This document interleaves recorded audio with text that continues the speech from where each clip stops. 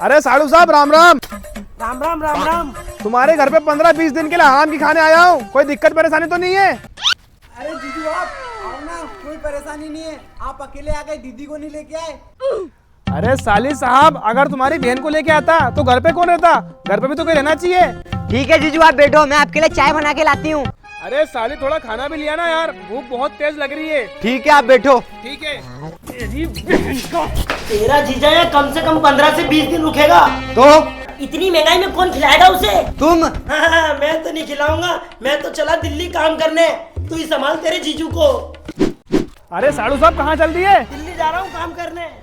अब 15 रातें मैं बिताऊंगा, साली के साथ में मजा आ जाएगा। साड़ू साहब तुम किसी दिन और आना, 15-20 दिन के आराम की खाने। अभी मैं और मेरी बीबी जा रहे दिल्ली काम करने। चलो भला कट जाओ, ताला लगाना है मुझे जल्दी।